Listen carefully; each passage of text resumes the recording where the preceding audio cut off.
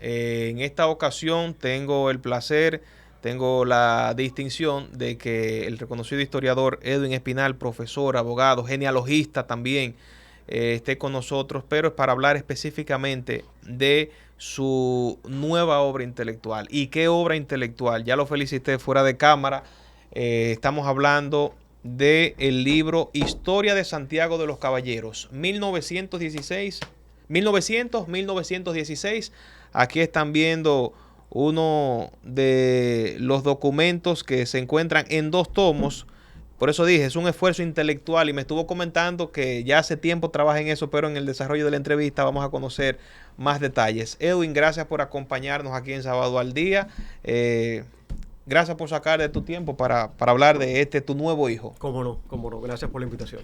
Edwin, hace ya unos días, el 15 creo que fue, presentaste en el Centro León, el día Sí. 15 presentaste en el Centro León oficialmente esta obra, pero me comentabas que ya tenía un tiempo circulando, se Bueno, había puesto a se había circular. presentado previamente el mes pasado en Santo Domingo la presentación que realizó el Ministerio de Cultura y ya en este caso la presentación de la obra aquí en Santiago, siendo un libro que trata acerca de la historia de la ciudad. ¿Qué es lo que se encontró en el compendio de la historia de Santiago de 1900 a 1916? Si pudiera resumirnos, ¿qué podemos encontrar dentro de este tomo? Una historia muy rica, prácticamente desconocida, porque la historia nacional y la historia local se vinculan a partir de los grandes hitos políticos y económicos de ese periodo. Entre la muerte de Ulises Heró y la primera ocupación norteamericana, lo que más se destaca es justamente el aspecto político y el aspecto económico. La inestabilidad política producto de el mal manejo financiero de los gobiernos en esos años y el control estadounidense.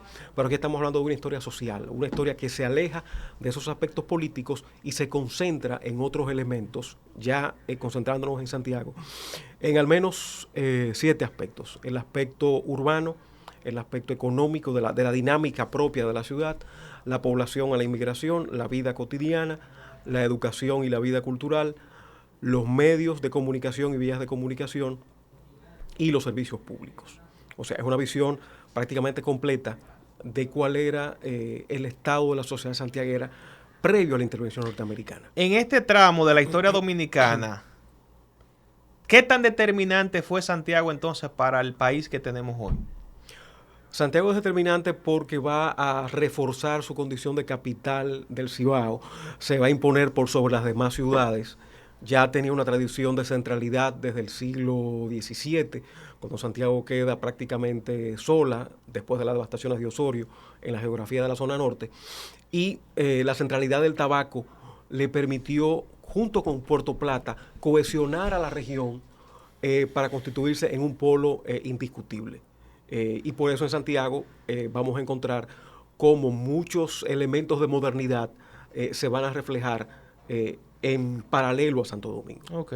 Ya tú has dicho que esto no necesariamente toca el aspecto político, pero siempre me llama la atención dentro de la influencia que tiene una demarcación, digamos, la parte geográfica o la territorialidad. Ya sabemos que para este tiempo, por ejemplo, lo que es hoy Valverde pertenecía a Santiago, quizás otros terrenos. ¿Hay algo aquí que se toque de esa parte de la territorialidad o la geografía de Santiago en esos tiempos? Lo he abordado en otros libros, pero en el caso de Santiago, recordemos que cuando se proclama la independencia en el 44, había solamente 5 provincias. Santiago y La Vega compartían esa división en el norte. Santiago ocupaba Puerto Plata en su momento, Puerto Plata posteriormente se va a separar, y el resto de la línea noroeste pertenecía a la provincia de Santiago. Montecristi era una común, lo mismo pasaba con Mao. Montecristi se va a convertir posteriormente en un distrito marítimo, pero Santiago por eso tenía esa gran centralidad. Y desde el punto de vista político, bueno, cuando cae la dictadura de Ulises Heró, el gobierno provisional de Juan Isidro Jiménez se instala aquí. El golpe de Horacio Vázquez a Juan Isidro Jiménez se da aquí. Tiene reflejo también el golpe de Horacio Vázquez al gobierno de Hugo Sigil. Lo mismo pasa con la guerra de la Unión, la revolución de la Unión, la revolución de la desunión, la muerte de Ramón Cáceres, el magnicidio de Cáceres.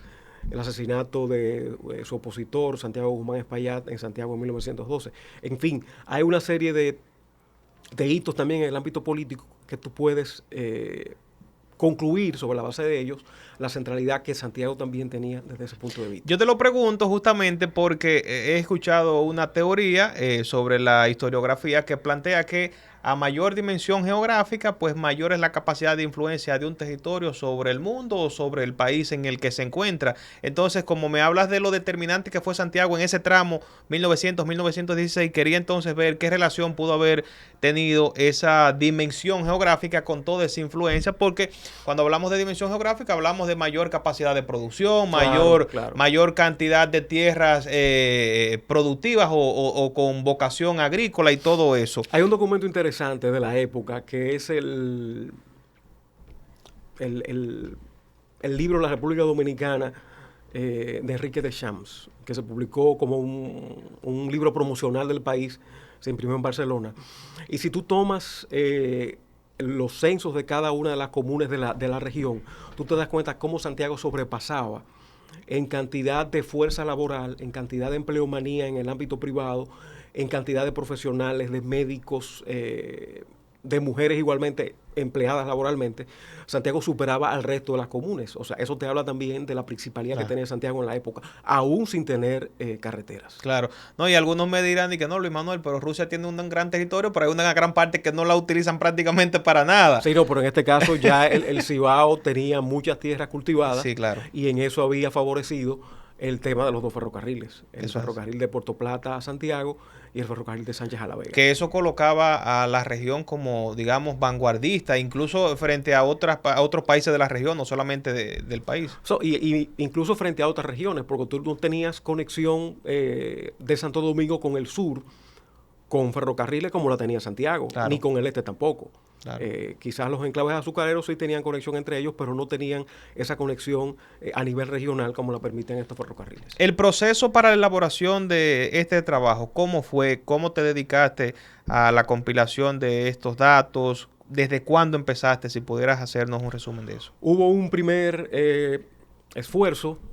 Inicialmente se trató de una obra por encargo de don Gustavo Tavares Espaillat.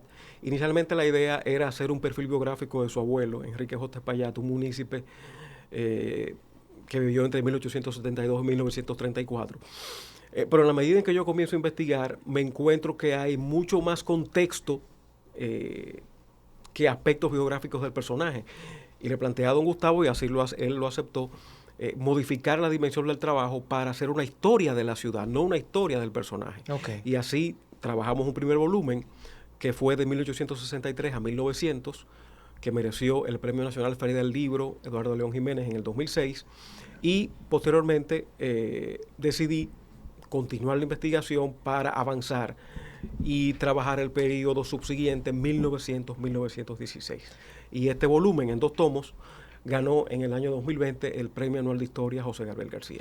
La idea sería seguir trabajando posteriores periodos y, bueno, la propuesta, el plan sería en un próximo tercer volumen trabajar la ocupación americana y el gobierno de Horacio Vázquez. Sí, porque cuando hablamos de ese límite que tú has puesto en esa franja de la historia, cuando hablamos del 1916, necesariamente a uno le llega ese pensamiento de la invasión y qué papel jugó Santiago, digamos, o en qué rol estuvo Santiago durante ese tramo. Que es un aspecto quizá más desconocido, aún más desconocido que este, porque el tema de la ocupación americana se centra en ese control en Santo Domingo, en la construcción de carreteras, en el predominio americano a través del azúcar, pero qué pasaba a nivel social, o sea, qué pasaba con la población, cómo se enfrenta la población a la ocupación americana, la asume, qué elementos se adoptan de los americanos, qué elementos se rechazan. En fin, hay toda una dinámica oculta y que todavía no se ha trabajado, o se ha trabajado quizás muy poco, también solamente desde el punto de vista político, pero ahí están los periódicos de la época, los archivos notariales y una gran cantidad de legajos en el Archivo de la Nación que esperan por ser investigados. En el caso del esfuerzo personal, porque tienes tu oficina propia, eres catedrático universitario, no sé si sigues presidiendo la facultad de Derecho aquí en la Pucamaima. Sí. ¿Cómo dedicabas el tiempo para este trabajo? había que sacar días en algún momento en la semana para hacerlo, especialmente para revisar 3 fuentes claves, que fueron los protocolos notariales, los boletines municipales del ayuntamiento y la prensa de la época, además de los archivos civiles y eclesiásticos de las iglesias y las oficialías. O sea que fue un trabajo que tomó años y había que dedicarle varios días en la semana. Como en toda obra o en casi todas las obras hay una gran cantidad de información que uno suprime, no por decir desechar, sino que la suprime por un asunto hasta de tamaño. ¿Fue mucho lo que tuviste que resumir en esta obra? ¿Se quedó mucha información fuera? No, podría decir que no, porque el esfuerzo y la intención era ofrecer esa visión lo más global posible. El texto que me sirve de ejemplo es El pueblo dominicano de Harry Hutting, que va de 1850 a 1900, donde Hutting hace prácticamente una radiografía de la sociedad dominicana de la época, y yo pretendía hacer lo mismo con el caso de Santiago. Roberto Casas señala que prácticamente se cubre todo lo conocido y se investigaron prácticamente todas las fuentes posibles que puedan existir. Me surge la pregunta porque dijiste que dentro de los aspectos, 7 aspectos que abordas en este libro, está el tema urbanístico. El caos de Santiago en materia de tránsito, en materia de estructura sanitaria, si se quiere, entiéndase el andamiaje de alcantarillado, sistema pluvial, ¿podemos detectar que se origina en la organización que tuvimos en esa época o no encontraste nada relacionado con esto? Sí, claro, o sea, el perfil urbano de Santiago se va a consolidar. Y te lo pregunto porque se habla hoy, bueno, es que tenemos una ciudad que va en desarrollo y que todavía está estructurada en el siglo pasado. Claro, hay una forma inicial, el núcleo inicial de la ciudad todavía se conserva. Y en este libro se explica, por ejemplo, cómo surgen los Pepines, cómo surge La Joya, cómo surge Baracoa, cómo surge el Maco en el entorno del Hospital Cabral Ibáez, y cómo se van trazando las vías de comunicación en el entorno de esa ciudad original, que era lo que hoy es prácticamente el centro histórico. O sea que desde ese punto de vista, el libro aporta un insumo interesante para conocer por qué el Santiago de hoy tiene esta forma. Y por qué determinadas dinámicas y por qué la propia centralidad de Santiago, la región del Cibao y en el país, tiene unas raíces que beben en el siglo XIX y los principios del siglo XX. En el caso de el volumen, estamos en una época en donde se habla mucho de que la gente no lee. Y yo sé que tú eres un historiador, eres un cientista, si se quiere, en esta materia, y quizás tú no le das mucha importancia al aspecto comercial o económico, la remuneración, pero en algún momento no te detuviste a pensar, caramba, yo estoy haciendo un libro que acumula mucha información y posiblemente hay un público hoy que no está dispuesto a sentarse a leer toda esta información. ¿No tuviste ese dilema en algún momento? Yo conozco personas que tienen más de 80 o 90 años que están disfrutando el libro y se sientan con él sobre una mesa a leerlo. Y me digo, ya voy por la página 500 tanto, voy por la página 700 tanto. O sea, claro, hay un público ávido de lectura, hay un público investigador, hay lectores que tienen una preferencia por este tipo de material que claro. sí... Un público muy selecto, podemos decir. Lo han acogido, un público selecto, y claro, queda como un libro referencial para todo aquel que desee ahondar en la historia de la ciudad en esta época. Y, por supuesto, toda la información está referenciada, está citada, son más de 10.000 notas al pie, no solamente notas bibliográficas, de reseñas bibliográficas, sino también notas eruditas, con información de libros de actas del ayuntamiento, libros del Estado Civil, y protocolos notariales. Los protocolos notariales fueron muy, muy importantes, porque son una fuente hasta ahora muy poco trabajada. Y la cantidad de información es abrumadora. Y te puedo decir que pude investigar prácticamente la punta del iceberg. Porque faltó mucha información por relevar de muchos notarios, porque accionaron muchos notarios en Santiago en ese periodo. Eres un abogado que se especializa también en la rama de la autoría, del derecho de autor. En este tipo de proyectos, ¿qué tan expuestos está a demandas por un asunto? Porque has mencionado el tema de las citaciones, de las referencias. ¿Qué tan expuestos está al tema del derecho de autor? Por supuesto, en este caso hay que manejar el plano ético con respecto a autores que se citan, referenciar las citas de manera correcta, como prevé la ley, no abusar de las citas, porque también se incurre en un Porque delito. pierde autenticidad. Bueno, pierde autenticidad, pero también se incurre en un delito desde el punto de vista de derecho de autor. El respeto por el uso de las fuentes, de las imágenes, que es muy importante en este caso.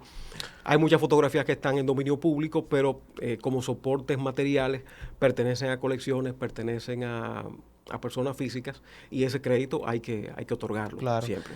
Ahora que estamos en este tiempo donde la digitalización casi domina todo y se citan muchas informaciones digitales, de hecho la APA plantea un método de citación para las páginas web. Sí.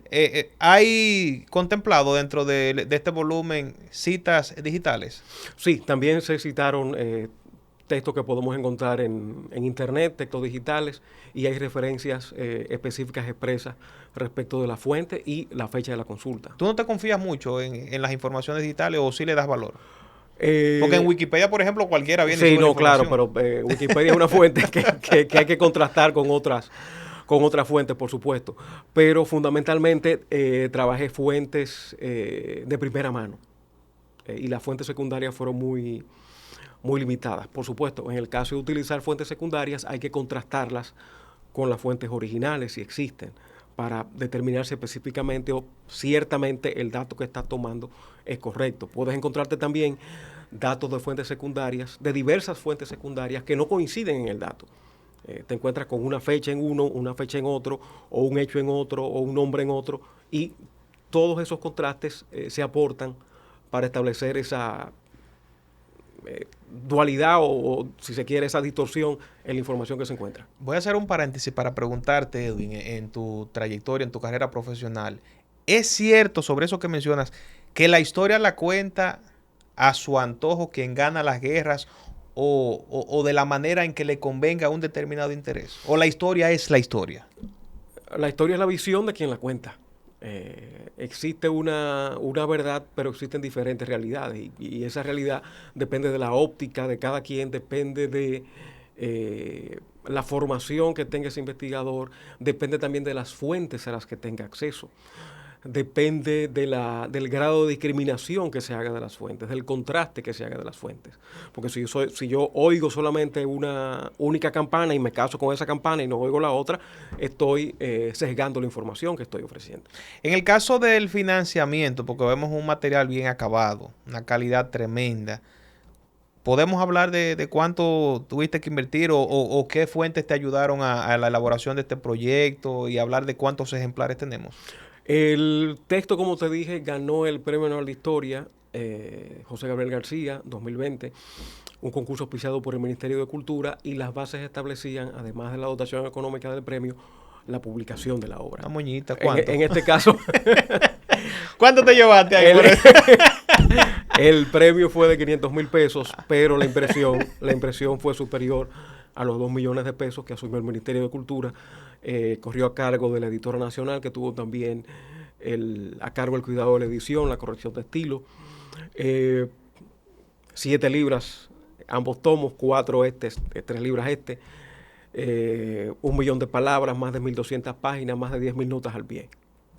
Más de 300 fotografías. ¿Y años de trabajo? 12, 13 años, más o menos. Más de 14 años. Más de 14 años de trabajo. Sí. En el caso de las premiaciones, yo te iba a preguntar, para filosofar un poco, ¿el historiador busca el reconocimiento a través de los premios o la connotación social luego de lanzar sus obras? ¿O no es algo que te interese? No, podría decirte que no. Además, los premios... ¿Pero eso es un cliché o es de verdad? No, es cierto. O sea, tú tienes a Bernardo Vega, que ha publicado más de 30 obras. Por supuesto, ha ganado premios, pero los premios de República Dominicana no son tantos. O sea, no se escribe para ganar un premio. Se escribe por un interés, digamos que general, de servir a la comunidad, para dar a la luz documentos, dar a la luz informaciones, pero no se escribe para ganar premios. Claro, si el premio está disponible y tu obra califica en el espacio temporal que establece el premio, bueno, la sometes a concurso. Eso viene por añadidura. Eso viene por añadidura. Pero es más bien por un compromiso social, podemos decir. Un compromiso social, exactamente. Y una satisfacción personal. Claro, o sea, tú tienes ese desdoblamiento incluso en el mismo derecho de autor. O sea, tú tienes un derecho moral en el derecho de autor y un aspecto patrimonial. El aspecto patrimonial te permite generar recursos a partir de la venta, de la distribución de la obra. Pero hay un aspecto moral que es una satisfacción personal por la creación de la obra. Ver tu nombre en la portada, claro, ver tu nombre en los medios periodísticos, en los medios televisivos, ver la aceptación que le da el público a la obra, es una satisfacción personal que forma parte del derecho moral de todo autor. El tema de las críticas negativas viene también acompañado con las reacciones sobre un trabajo. ¿Cómo has asumido el tema de las críticas o si es que las ha habido? Las críticas hasta ahora han sido positivas. Fran Moya Pons, Roberto Casá, que fueron el presentador y el prologuista de la obra, han hecho reconocimiento de ella. Lo mismo ha hecho Clara Dobarro, que fue la correctora de estilo, José Rafael Sosa, y otras personas también le están leyendo para producir sus críticas al respecto. Ok. Bueno, para cerrar entonces con esta parte del libro, es bueno informar al público dónde puede obtenerlo. El libro está disponible en Cuesta, Centro del Libro, está disponible igualmente en el Centro León, en la tienda del Centro León, y en la Editora Nacional, Santo Domingo, en la Plaza de la Cultura. Yo te quería preguntar para cerrar, porque tú te dedicas a una área que parece poco común, el genealogismo. Genealogía. ¿Qué tan demandado está esta área del derecho en la República Dominicana? Porque uno siempre pregunta, acá tú eres hijo de fulano, ¿de quién tú eres hijo? O sea, como tú te dedicas a estudiar esa parte, ¿qué tanta demanda hay sobre esta rama del derecho? Tú puedes integrar la genealogía, por ejemplo, al derecho inmobiliario cuando se trata de una determinación de herederos. Hay que articular un árbol genealógico. Puede resultar que sea una sucesión con pocas generaciones o pocas ramas familiares, pero en otras ocasiones tú te encuentras con ramas familiares donde hay 9 hermanos, cada uno de esos hermanos tiene descendencia, hay sobrinos nietos ya, hay tíos que han fallecido, y reunir toda esa documentación para comprobar ante el tribunal la afiliación de la familia es un trabajo. Lo mismo también desde el punto de vista del derecho de familia. Hay muchas personas que son descendientes de extranjeros, de inmigrantes. Tú te encuentras el caso de italianos o de españoles ahora con la ley de memoria democrática, que requieren justamente el establecimiento de sus árboles genealógicos y la búsqueda de los documentos que establezcan la afiliación con ese inmigrante para poder optar por la ciudadanía de esos países. Pero ese público paga bien por ese trabajo. Ese público paga porque también esa gestión, no solamente esa gestión de campo se realiza en República Dominicana, pero también hay una gestión ya que se realiza por ante esas instancias en esos países para ya el trámite definitivo del expediente. Y claro, hay un costo considerable. Y eso implica para ti que eres tú mismo quizás que tienes que ir, por ejemplo, a España a indagar sobre esa documentación. No, o sea, o se solicita. Es uno mismo que realiza aquí esa investigación, esa localización de esa documentación para poder articular el expediente de filiación. ¿Cuáles son las familias más longevas, si se puede decir, en este país? O mencionar alguna quizás. Bueno, quizás en Santiago tú puedes tener a la familia Morel de Santa Cruz. Y de la familia Morel de Santa Cruz se desprende un montón de gente. Tú puedes tener descendientes de la familia Morel de Santa Cruz desde Amelia Vega hasta Alejandro Grullón, pasando por el Cardenal López Rodríguez. Interesante. O sea, el árbol genealógico es extensísimo y se remonta al siglo XVII, a los años 1600. Edwin Espinal Hernández, historiador, abogado, catedrático universitario. Te agradezco demasiado el que estuvieras con nosotros aquí para hablar de esta obra y te felicito, te reitero la felicitación, así como te deseo todo el éxito en la parte remunerativa a partir de ahora y también los reconocimientos. Cómo no, gracias por la invitación. Perfecto, a ustedes también las gracias, así culminamos esta gran emisión de Sábado al Día. Gracias por la sintonía, será hasta la próxima. Café y Paz.